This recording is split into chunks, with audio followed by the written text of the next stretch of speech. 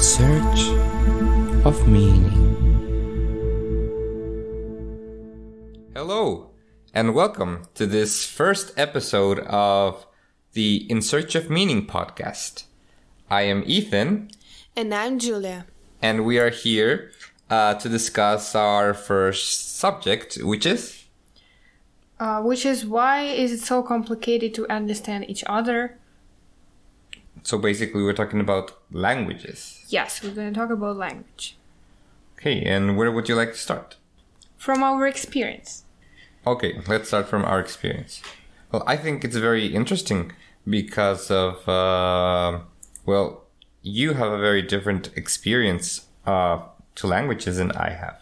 So I have been more of a empirical learner.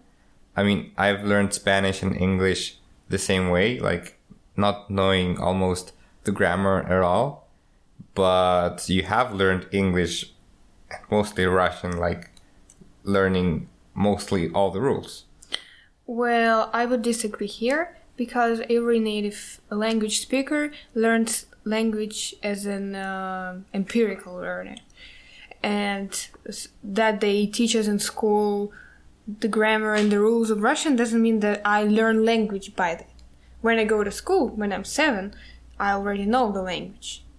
Do you feel there's a difference between learning a language like totally empirical and learning the language, let's say, when you're in your 30s or late 20s, when you are like instructed to learn it and not learn it in an empirical way? Yeah, sure, but it also depends on the way how to learn it, because there are different ways of teaching language, and if you learn it by books, or if you learn it by watching videos on YouTube, or if you learn it by listening to music, your language is gonna be different. Your ways of expressing things will be different. Very interesting. And I remember you were once studying a little bit of Sanskrit. And, I'm not an expert at all, but I find very interesting how basically all the languages that we know now came from this mother tongue. And how the people who spoke this mother tongue perceived things, and how these things came to be into some sort of vocalization of sounds. And I think it's very interesting. But is there any language right now that is based, like, that is the most based on the mother language? I don't know. No? It would be interesting to know. All the languages that came from Indo-European pra-language, like grand language, they all inherited some features of the language. For example, you can find similarities in Sanskrit and in Russian grammars. And you can find similarities in numbers, because, numbers and how to say mom and dad and very basic stuff around you are similar in languages, and sometimes very unexpectedly similar. For example, to count from 1 to 2 in Sanskrit,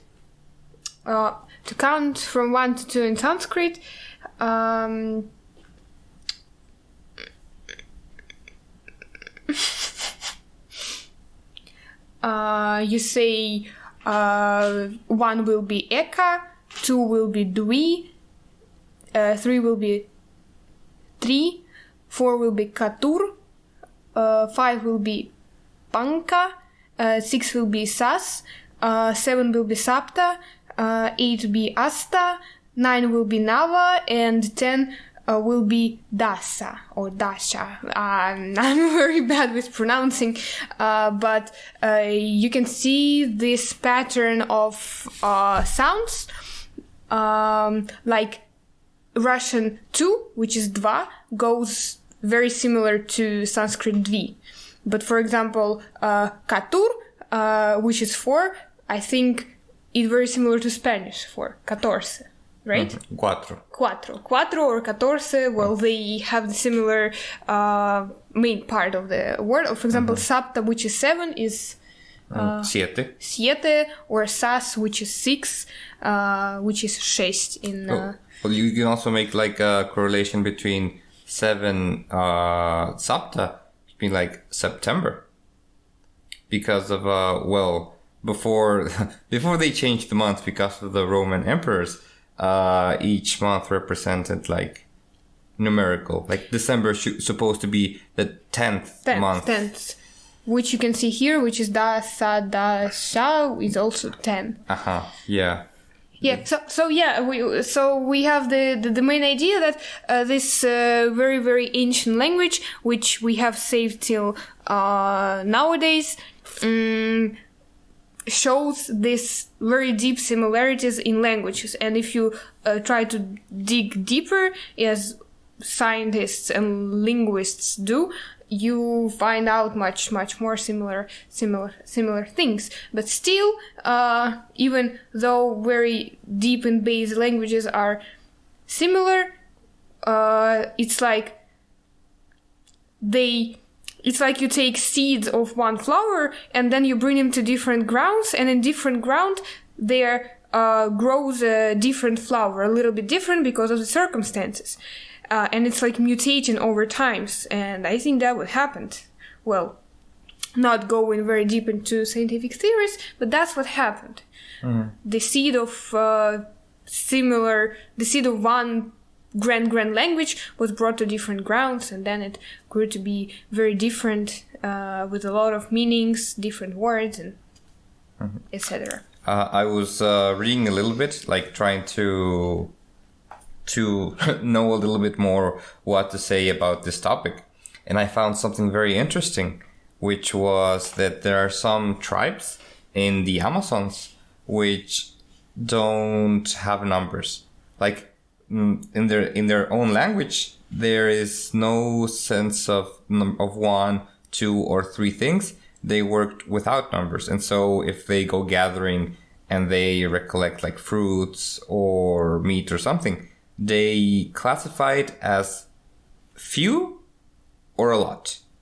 And I was reading that it's quite a big problem for them because, well, yeah, they can know when something is few and when something is more, but not being able to make this calculation in this language form of numbers really makes them get lost and not to understand like more complicated stuff. Because one thing that is very interesting is that now, as modern humans, I think we have language, especially numbers, very attached to our heads. Like, what time is it?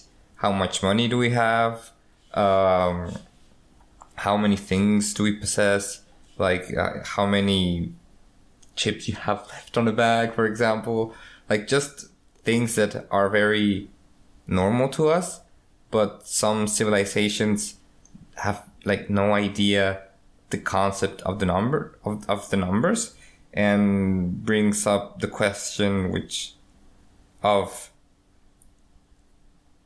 how can language really mold your reality? Well, actually, there are 2 theories. I would just separate the linguistic reality into 2 main ideas, like concepts. First, that language forms our language influences our conscious, or our conscious influences the language. So does the language get formed by our consciousness, or does our consciousness get formed by language? And well, getting a little bit back to few and many, I was also reading about that, and there is this pattern in all the languages that before and initially there were 3. This number in the calculation of the objects around you was divided into 3. It was 1 when there's only one thing, 2, and many. just like one to many, and some languages still preserved this way of thinking, this way of calculating. And Sanskrit, for example, had it. Russian had it before too. And I was reading about one language that was like artificially created by Sonia Lang, and this language is called Tokipona, and it has only 123 words.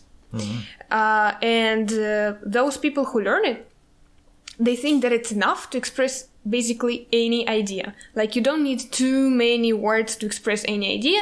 And this language also has this, I would say, triple system of numbers. It's 1, 2, and many. And some mathematicians are saying, but I need to express, I need to have a way to say 7,743.23. And her argument is like, is it really the point? So basically they live more like a utilitarian way, like they only have what they need.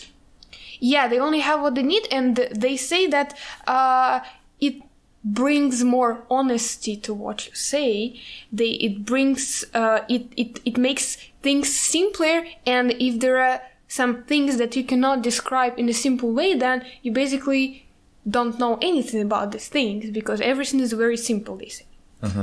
Oh, which that reminds me of what Einstein said about understanding something. He said, I don't remember exactly what he said, but I'm paraphrasing. If you cannot explain what you know to you, the way that your grandmother understands it, then you really don't understand it. So, like, in a sense, if you can simplify an idea that somebody can understand it, that means that you really understand that idea. And so it is possible to have a very simple language and to explain very complicated stuff? Or do you think that we necessarily need more complicated words? Because, for example, I can compare myself to myself a few years ago, and before I started to read into psychology and to philosophy and everything. And if I didn't know all those concepts, one word wouldn't make like a lot of sense. So, for example, just the word like symbolic. Like, if you told me the word symbolic when I was, I don't know, like 20 years old, I would understand it in a totally different way than if you told me what is symbolic now. And the word just stays the same, and maybe the context can stay the same, like movies are symbolic. But now that I have gained like a lot of knowledge throughout the years, somehow like the meaning of the word just made more, like, was more filled with meaning. And now a simple sentence just became more and more complicated, which is very interesting. What do you think about that? So you're basically saying that you now have a much deeper understanding of the word symbolic that you had like 6 years ago, right? Yeah.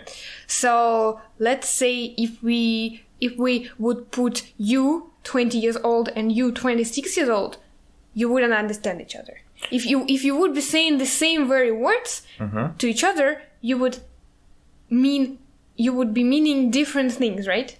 Well, yeah, but no, because of I think there is a margin which you can improve, like, the understanding of a word. Like, for example, if you talk to a little kid about the word sacrifice, he would think about sacrifice. Okay, I will not eat this to eat ice cream.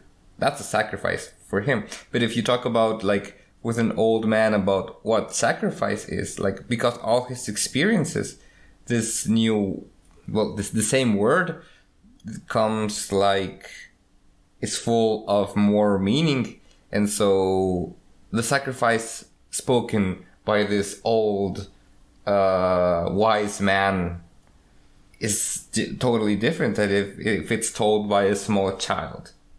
And that's what I mean. So, of course, if I talk to myself in 20 years, and if I talk with the same words,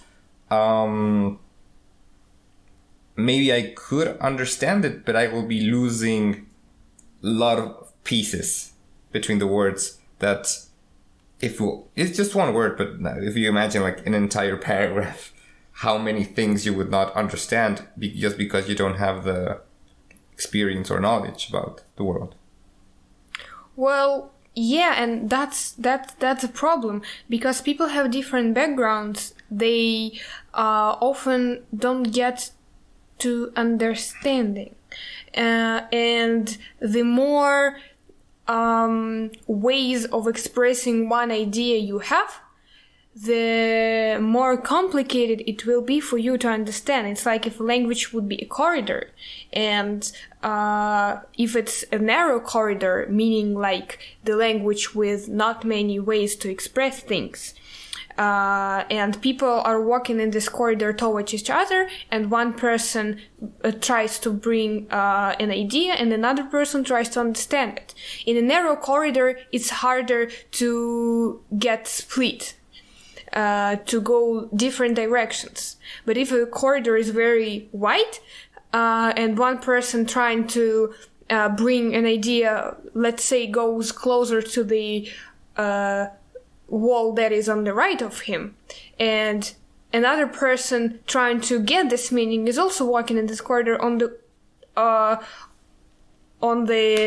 opposite wall, closer to the opposite wall, they will never get to the understanding. They will just miss. They will not bump into each other. So, and what, coming back to the idea of this 123 words language, Tokipona, it's easier to bring the idea because you have much less ways of expressing it. And on the other hand, in Russian has a lot of ways of expressing, and it's much bigger than just different words. Because, for example, English dictionary has more words than Russian dictionary, but Russian grammar allows to express, to add very, very subtle contexts and meanings to the sentence. And if you say words in one order, it will mean one thing. If you say words in a little bit different order, it will mean the same thing, but with a different style, let's say, which will say to a receiver something about you. And if you change it in the third way, it will mean a different thing already in a different style. So, and English doesn't allow that because of its grammar, for example. And that's why it's easier to learn first. It's easier for people to understand each other, even having different backgrounds and contexts. That's second. So there are the reasons why English became this world language. Mm-hmm. Yes, but still I think that having just 100 words and having 170,000 words are just, or for example, in Korean dictionary there's 1 million words.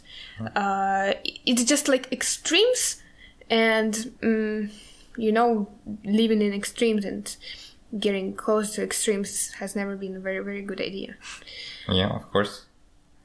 So do you... Continue. Sorry, there's one more interesting thing that I wanted to add about this 123 words language. They say that they can express words by just combining them. For example, they have 7 words for colors, which is like, if I remember correctly, red, yellow, blue, light, dark, and something else. And for example, if you want to say pink, you say... not light, dark, white, black. If you want to say pink, you say white, red.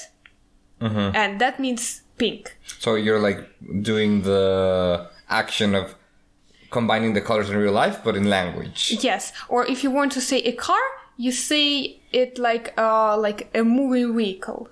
Mm-hmm. Like, or a vehicle for movement. Mm-hmm. But if you're talking about a context that you want to travel from one city to another, if you're talking about a car in the context that it bumped into you, you're talking like about a car is about a thing that bumped you, that crashed you. And it's like, depending on the context, you use different descriptions to express the idea. But what it actually does is very similar to the processes that happened in all the languages that we had before. Like, take, for example, German. It has these long words which consist of 5-6 other words describing like more simple, and then they end up to describe a more complicated thing.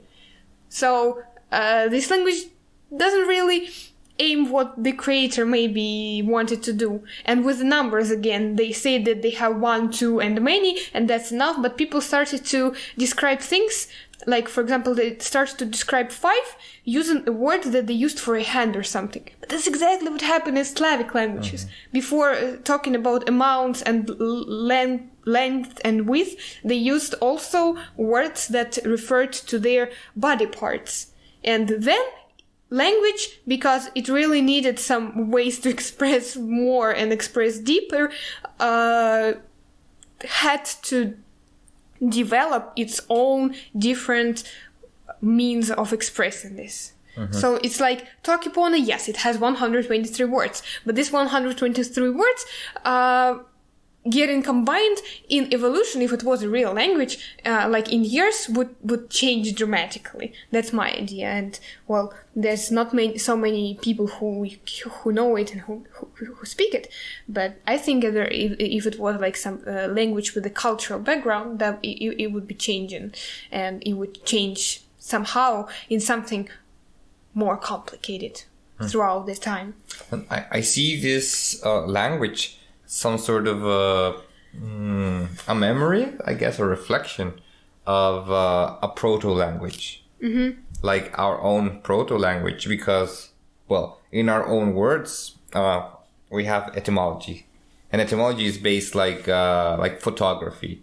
Like photos, it comes from the Greek light. Yeah. And so we're basically also combining words, but because we have advanced and worked with it for so many years, then we don't think about it anymore, or it doesn't seem to be as simplified as moving car. But if you really deconstruct the words, you can find the source of where the word comes from. And that's what a lot of people do to find the real meaning in literature or poetry or even just anthropological studies.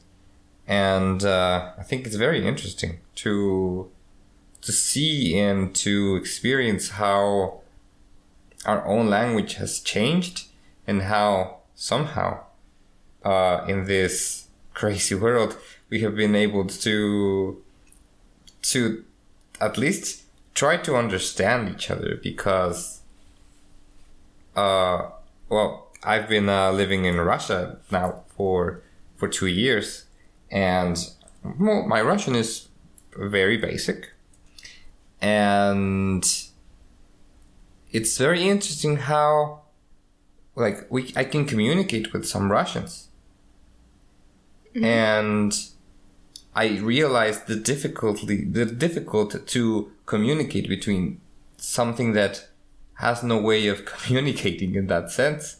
And then when I talk to somebody who speaks Spanish or who speaks English, and I want to also communicate like this very, very complicated idea, sometimes that complicated idea doesn't even pass through. The person doesn't even understand it. And so it's like this two sides of the table, which is like you can get basic understanding with body language and basic words for your needs in just like simple forms, but also even with your own people and with your own language, when you get into more complex subjects, just words start to get loose a little bit and become very, very, very slight problems, because then the whole meaning of the entire conversation can just go to the trash. And me being a person who loves to debate, maybe now less than before, one of the problems that I always saw was that people didn't know what they meant. So they would say an argument and they would tell... let me think of an example. Well, I can't think of an example right now, but they would say something. And of course, he would interpret this sentence and these words as his own experience has. And then I would do it differently. Maybe I got my reference down at a dictionary or a book.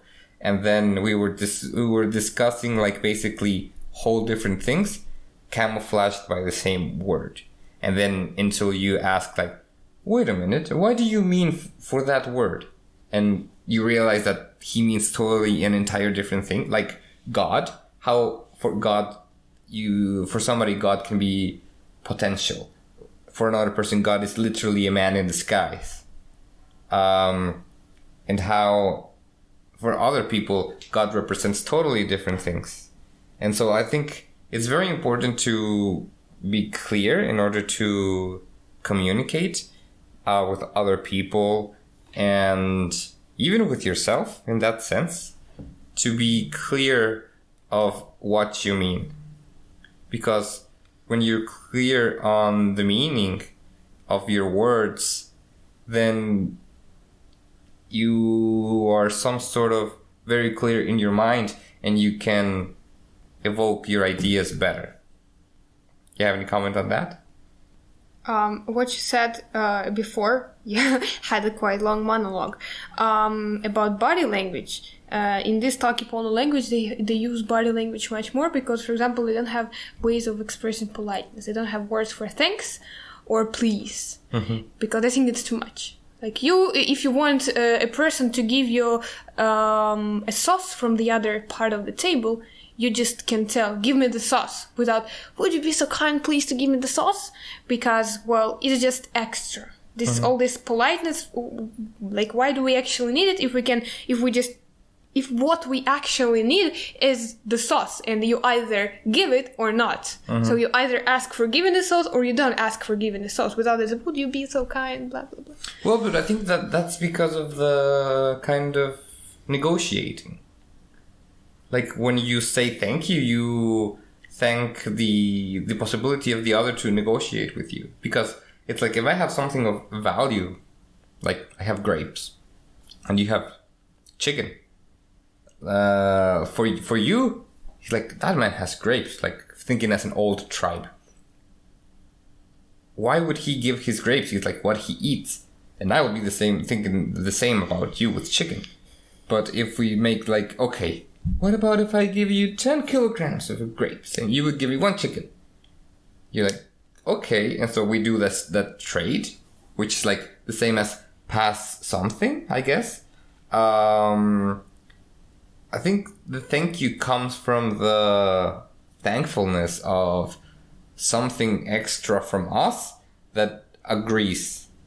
So it's like, oh, thank you for being like civil in some sense. And so I think that's why, well, a little bit out of topic, how thanks like came into the world, because it was some sort of honor for civility.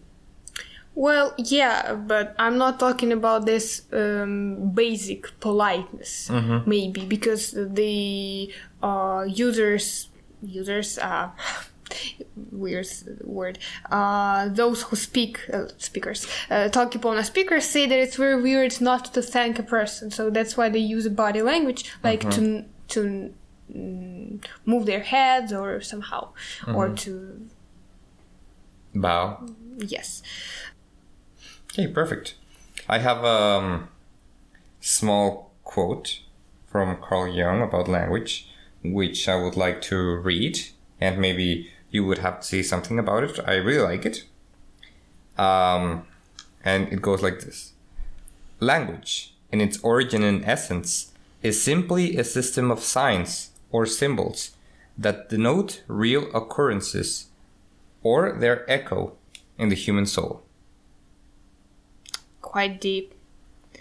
I would say. Quite deep. Yeah. Can I read it, please? Yeah, sure. I really like this because, well, we always think about how reality molds our language and how we mold our brains with language. Like the thing we talked about, numbers, and how they couldn't think a lot because they were kind of limited.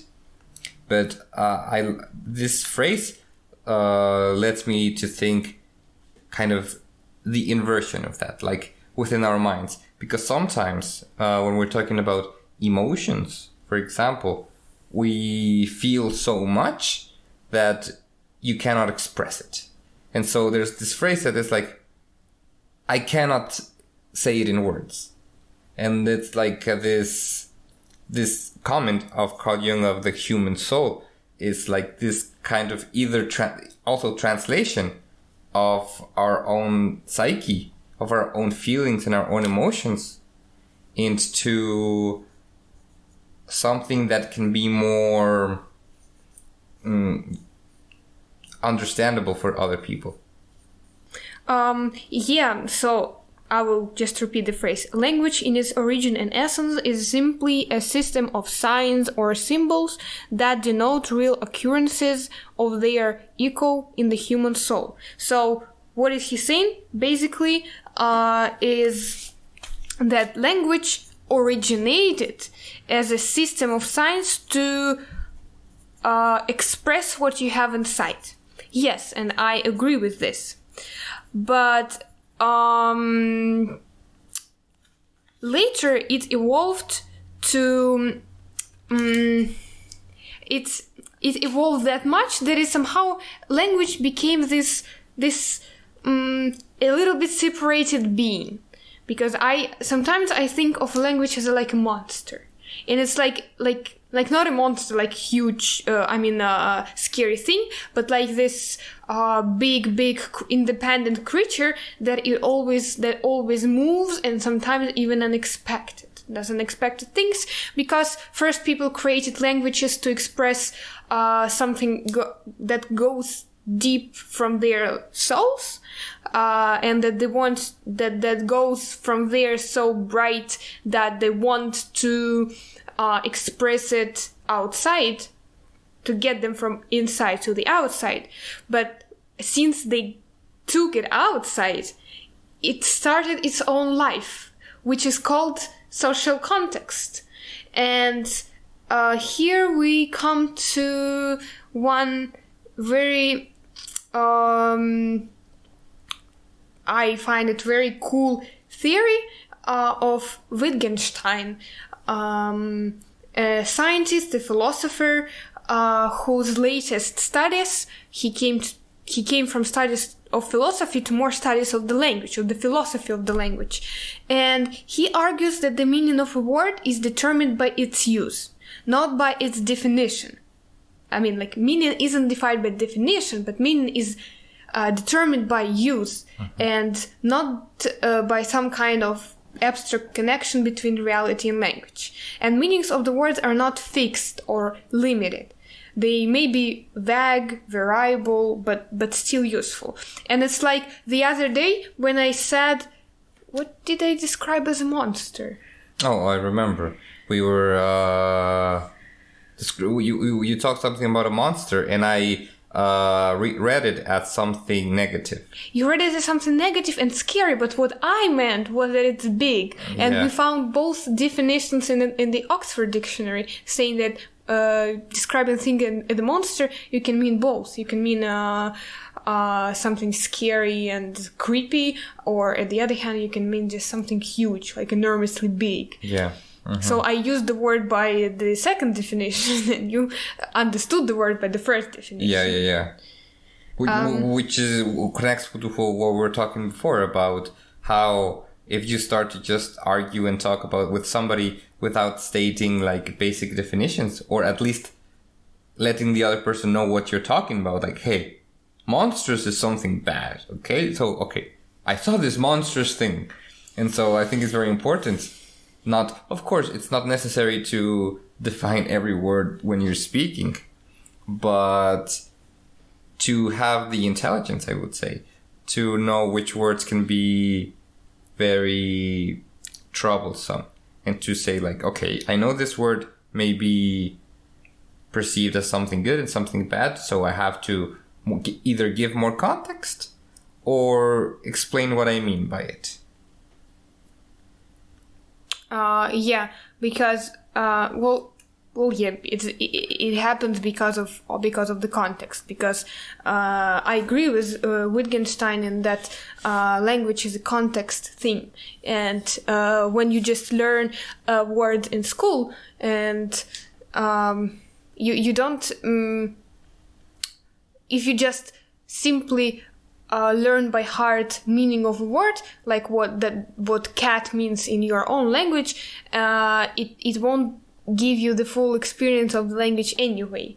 And that's why contextual learning of the language is much more efficient in that sense. What about, like, for example, the use of metaphors? Oh, there is the whole book which is called The Metaphors We Are Living By, or something like that, if I'm not mistaken, which actually describes how we use metaphors in our real life, even without understanding that this is a metaphor. But that's maybe a different talk. Can you give an example? I'm curious. Like working like a dog, like the Beatles song. Yeah, I'm working like a dog. Yes, it's a book by George Lakoff and Mark Jones, and it was published in 1980. I believe it's true. I believe inside our own conversations we can find a lot of metaphorical, symbolic, and even analogies that we make without even really noticing them, and that if you really analyze other people's speech, you can notice all the connections between what they're saying, and sometimes they're really not talking about something literal, something they just talk in a very metaphoric way, but you understand it so well that you don't even have to think that it's a metaphor. Well, I came with an example of a metaphor. For example, they build these concepts of the words. And for example, argument perceived in the context by people as a war. Because, for example, when they say your claims are indefensible, or he attacked every weak point in my argument, or I demolished his argument. So it's like we take these war words and we put them into the debates, into the arguments, and that shows how we perceive this whole process of making argumentation and defending ourselves. Yeah. For example, or time is money. And it's not just something that we say, meaning that the more you work, the more money you get, or something. It's just also expressed by language. For example, you're wasting my time, and you're wasting my money. It's the same meaning of the word waste. Or, for example, that flat tire cost me an hour. So, and you're basically cost, it's about money, right? It's about something material, but still we use it talking about time. And you bring a very interesting point, because there's been like this great era of AI right now, and how well we try to teach language and how we try to teach AI to understand humans. But something that personally I don't see very viable is the ability to an AI to really understand and comprehend in a deep way the human language, because it's quite a complicated process. If you think about all these metaphors, if you just insert all these metaphors into an artificial intelligence, The artificial intelligence just wouldn't understand what it meant. And of course, you can teach the artificial intelligence or train it, and that's a better word, to try to get the context of things. And if they're talking about money and you sort of talk about this phrase about time is money, to understand what it means. But the thing is that the human expression and the human language are so variable and so easy to change and to understand, because it's like alive. Like you said, it's like this being who took its own life and it grows by itself. It's very hard to create something that can understand it completely. If we aren't even able to understand our own language sometimes, it's very hard for me to imagine how an artificial intelligence will. Yeah, and there is this problem with machine translators, which, like, you put the word in one meaning with one context, and then the machine translates it understanding the other context. And first they tried to teach the machine the old definitions of the word, but still, how can the machine recognize which exactly definition you mean if not by the context? And that's why we linguists decided to create this whole corpuses of language. And there are whole databases of all the texts ever written in one or another language. For example, the corpus of Russian contains a lot of texts, and for example, if you want to know in which context the word was used before, more often, and in which context it is used now. For example, nervous in English before meant strong. And now, well, we all know what it means now. Or the word for bitch in Russian. Before, it meant a female dog. And it was used as a female dog. But then it grew to be an offensive word, and its use changes. Yeah, that's... Yeah, words change, like, in time and also geographically. Like, for example, there's this word in Spanish which is pendejo, which is like asshole, but in Argentina it means like kids.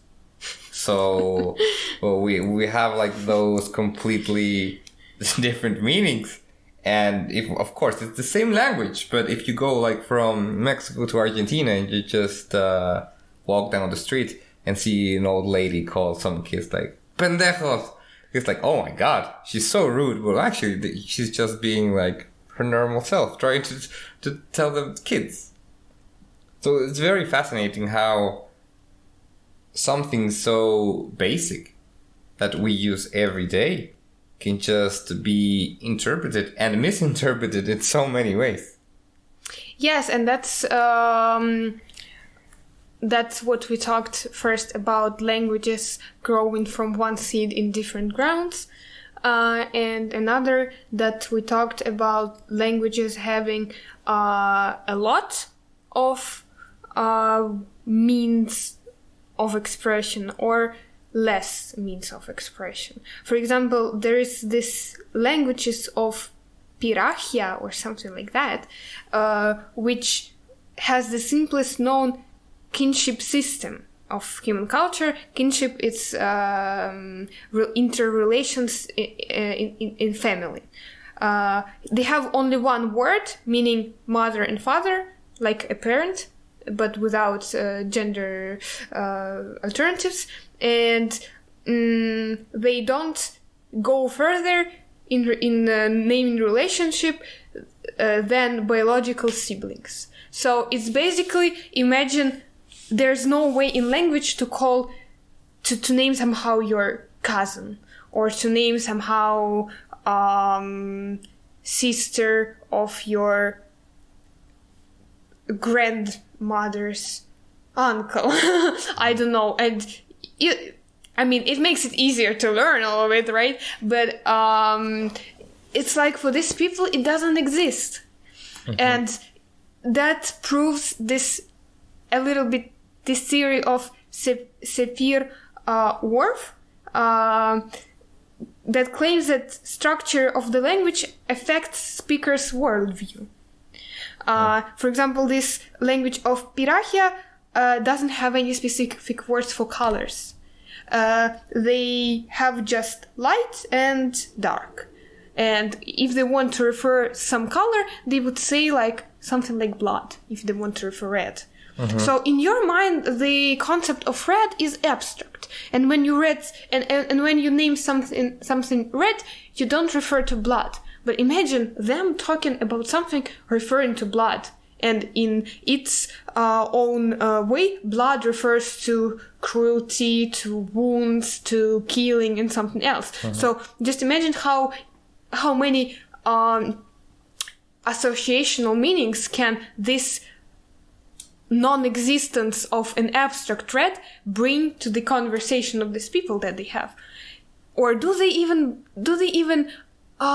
feel these relations between like more distant relatives than siblings? Do they even take them as relatives or no? Because here, for example, I don't know, I know that in Mexico people are very, very like have big families, and you consider very, very distant relatives to be part of your family. But these people in these tribes, they barely understand that they are even their relatives. They barely understand that they are family. So their meaning of their understanding of what family is super different from the understanding of family in Mexico. And that's just one example of how language can alter your reality. There were some studies about people's perception of colors from people from speaking different languages closer to our reality, speaking, for example, Russian and English. Because in English, you don't have different words for light blue and dark blue. You just have blue, and then it comes light and dark blue. But in Russian, there are two different words. There's no one word for blue. And they had experiments, and this experiment showed that people who have more ways of describing the color, for example, Russians who have a different word for light blue, голубой, and different word for dark blue, синий, they can identify this shades of blue or gray, these shades of blue more better than people that don't have this words in their language. And that's also proves this theory that our language, which was once a way to express your inner soul, came to be this separate being influencing us, not us influencing the language. And that's what it makes it even harder to express what you want to express, because you're no longer expressing it from deep inside. You also need to correspond to what it means from the outside already. If you don't take it into consideration, you're gonna say something stupid. For example, for Russians, it's very, very weird that in English, to say that you feel, you don't need to use myself. And if you say I feel myself, well, as far as I know, it means to masturbate. Like if you say today I'm feeling myself bad, and for Russian that would mean just I feel myself. I just would mean I feel bad, because in Russian you need to use this grammatical or vocabulary way to show that this action is happening to you. But in English you don't need to do it. And that creates these troubles with understanding and intercorrelation between languages. Okay, I'm done. Wow, super interesting, Bill. I have to stop you right there because I want to make a little pause to remind to everybody who is listening that each podcast we are getting your questions, like the questions about the next subject. And you can ask whatever you find interesting or intriguing about the subject. And we will try to somehow answer the questions with our own opinions or knowledge and to talk about it. So next week's subject is going to be? Next week's subject is going to be our connection with the body. Connection of body and mind and stuff. Perfect. And so this week we have a question from Cynthia. And she talks about something which we already mentioned a little bit, which is, can you pronounce it? Wittgenstein's theory. Which her basic question is, if the ability to know more languages can make you approximate or have better precision of reality because you know more words, you can describe more with the words that you have. Can you repeat the question, please? Yeah, like if you know a lot of languages, does that make the person who knows a lot of languages capable of understanding better reality because knows different definitions of different things and different ways of seeing and reading things? Well, I would say, as I personally feel it, that it wouldn't change your relations with the reality that much. Because if you really, really try hard, maybe for somebody not that hard, you can catch yourself, you can catch your own mind on experiences even before you have a word for that. For example, like anytime you want to say and express something, you have this idea deep in your mind, still not formed with words. You have it just as an idea, as a pure idea without words, as a concept, as a feeling. And then, very, very immediate, because we learn languages since we are very small, this abstract idea somehow transforms to somehow transforms to the language, and then you express it to a person. But when you know a lot of languages, you just can have more ways of expressing this idea. You take this abstract, non-verbal feeling from deep inside of your mind, and you can try to bring this idea to a person in different ways, because you know how to play with this feeling in more ways. But for example, if you are trying to form this idea in the way that English person would form it, doing it in Russian for a Russian person, there's less possibility that this Russian person will understand your English formed idea, if it makes sense. But your experience of reality, I guess, doesn't change that much in the very, very basic layer. It starts to change when you try to bring these ideas to words, maybe. And you maybe even start to perceive it differently when you try to change it, when you try to form it into words. But before this transformation of experience to words happens, you still have some feeling, something inside of you, which is non-verbal. In my opinion, I would say that knowing more languages, yes, it will make you perceive reality more realistically, ironically. But it's not just the idea of knowing more languages. It's expanding your own vocabulary. Because if you know a lot of languages and you know the basics, well, you're just the same as you just knew one language. But if you start to go deep into the languages, then you learn more words, and you start to go beyond the basics. And to learn more words, it's to understand more complicated concepts. And that's where, when you somehow know that this concept exists, then you can name it.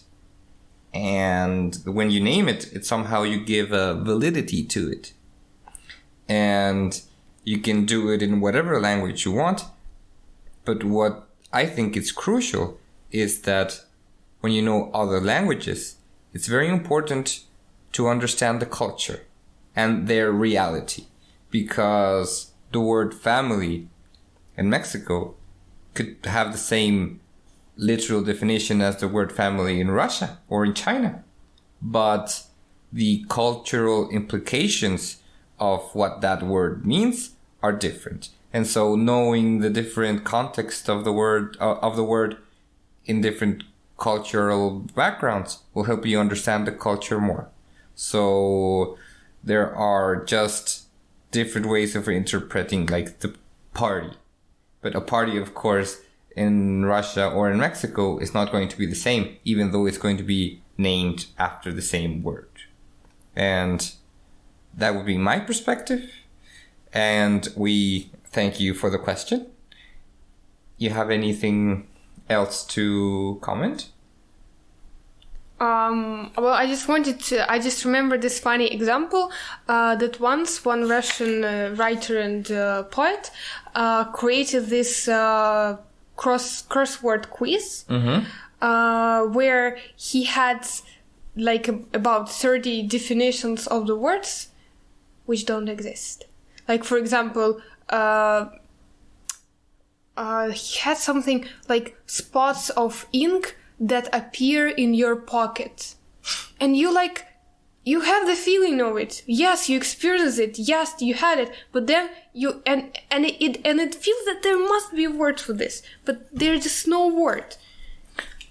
There's this cool dictionary. It's online. I don't remember the exact name. It's the Dictionary of the Sorrows or something like that. Well, it has the words and their definition of unimaginable things. Like the moment you feel fear when you see, I don't know, the sunset, they have like this word. And it's very, very, very interesting and very, very poetic just to know that there are people just creating new words for specific moments. And just, I don't know, I just feel they're very beautiful words. Well, you don't even need to go that far for words that people create artificially. You can just go to another language which have words for some phenomena that other languages don't. For example, there is a word Schadenfreude in German, which means the joy you feel at another person's pain. yeah, like those words. Yes, like that, but it doesn't exist in English, for example, or either in Russian. We call it psychotic. Maybe. Okay, we're not calling German language to be psychotic. We're just reminding you of our next topic for discussion, which is connection of body and mind, or your interrelations with your body. And we are welcoming you to send us questions, which we will try to discuss, not pretending to give the only truthful answer. And we'd like to thank to everybody who just stuck up and listened to us for this whole time. And well, if you like it, you can just leave us a comment. We'll read it. And we hope to see you next time. To get you heard. To get you hear us. To get you hear us next time. Yes. Goodbye. Thanks for listening. Goodbye.